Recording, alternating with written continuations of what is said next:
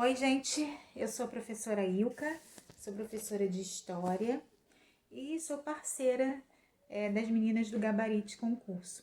A gente montou um e-book falando um pouquinho sobre a história de Itaguaí para o concurso de Itaguaí que vai ter por aí. Então, elas pediram para eu falar algumas coisas que estão no e-book rapidamente. Então, eu vou falar para vocês algumas coisas que eu separei da história, mas se vocês quiserem uma coisa mais profunda, tem lá o e-book na página do Gabarite para quem quiser adquirir, tá?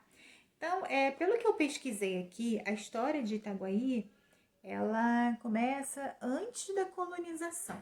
Então, antes da colonização do Brasil, o que se tem notícia é que habitavam em Itaguaí os índios tupinambás, e que o Mendes Sá teria expulsado esses índios e trazido no lugar dos tupinambás os carijóis e os tupiniquins, que eram tribos aliadas dos portugueses.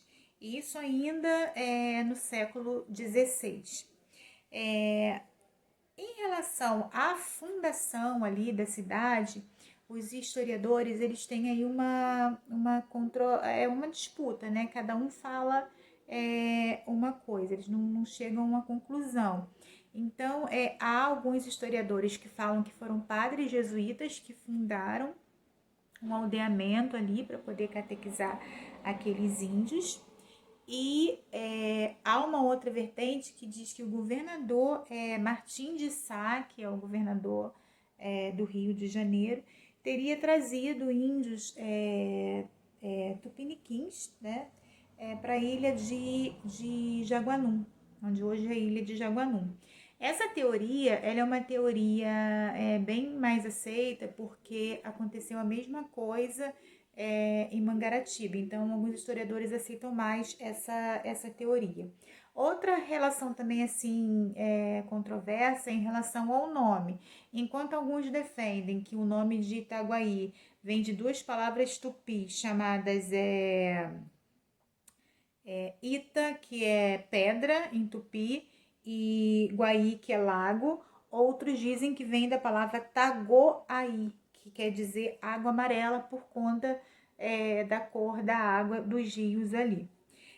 No século XVII, que houve ali o desbravamento daquela região, esses índios eles saíram da ilha de Jaguanum e se fixaram entre os rios Tinguaçu e Itaguaí.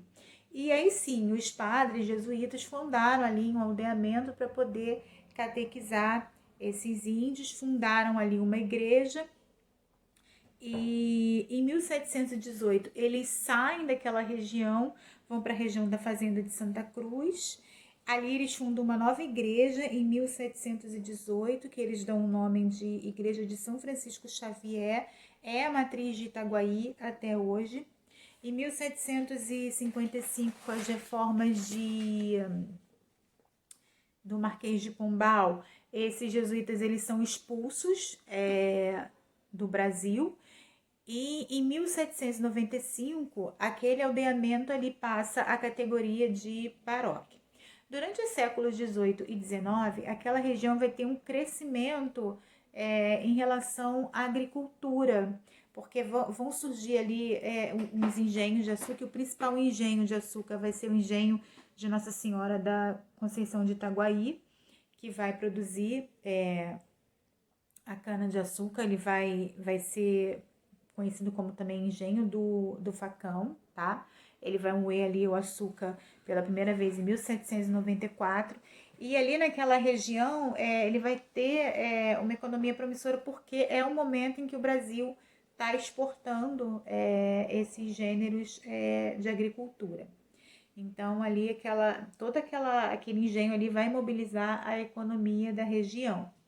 Bom, em 1803, uma carta régia obriga a venda dos engenhos de Itaguaí e de Piraí para pagar dívidas do tesouro, e Itaguaí passa a condição de vila em 1818.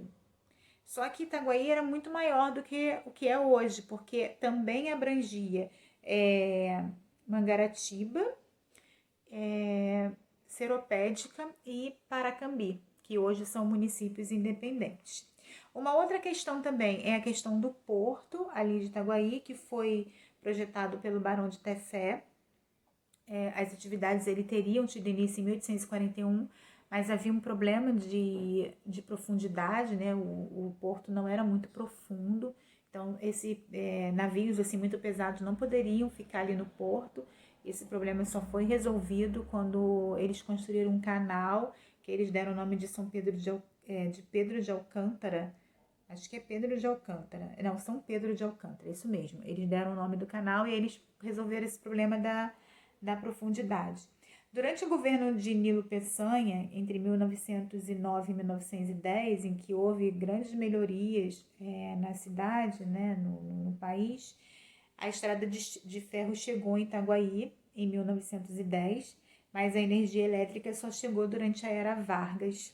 Durante o governo de Vargas é que a energia elétrica chega em Itaguaí.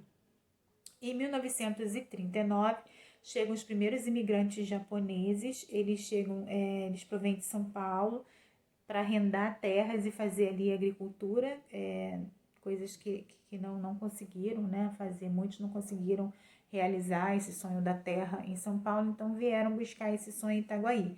Sendo que Itaguaí as pessoas tinham muito medo daquela região porque tinha muita incidência de febre amarela. Mas mesmo assim eles vieram e conseguiram fazer ali a produção daquela região.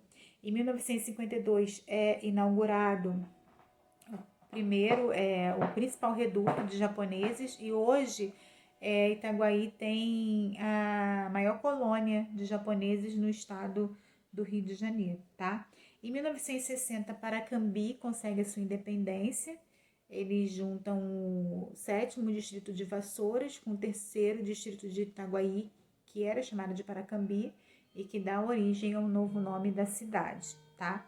O Porto de Itaguaí, que antes era chamado de Porto de Sepetiba, é reinaugurado em 1982 e aí é importante ali naquela região porque escoa toda a produção ali dos minérios e tudo é pelo porto ali de Itaguaí. Entre 89 e 1990 acontecem as primeiras festas do peão e boiadeiro, que hoje é conhecidas como Expo Itaguaí, que são festas que eles fazem oficinas, tem shows, né? É toda uma festa mesmo que abrange ali, levanta a economia da cidade toda. Um outro destaque que eu achei também interessante falar aconteceu há pouco tempo, em 2015, quando eles, ao explorarem as ruínas de um forte ali em Itaguaí, eles acharam 5 sítios arqueológicos com materiais que remontam à pré-história, ligando aquela bacia de Sepetiba à pré-história brasileira. Então, são sítios que estão sendo ali documentados, estão sendo explorados e que podem vir a ter uma grande referência histórica. Outra questão ali é a Casa de Cultura, que foi ali fundada em 2006, que fica responsável por toda essa questão da história, da cultura de Itaguaí.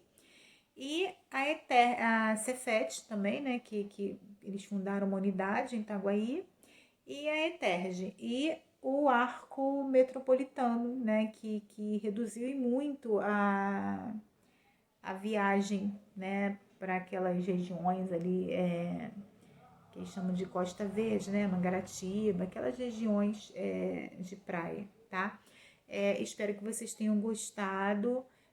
Não esqueçam de adquirir o material. Além desse e-book sobre a história de Itaguaí, tem algumas questões que foram formuladas e resolvidas.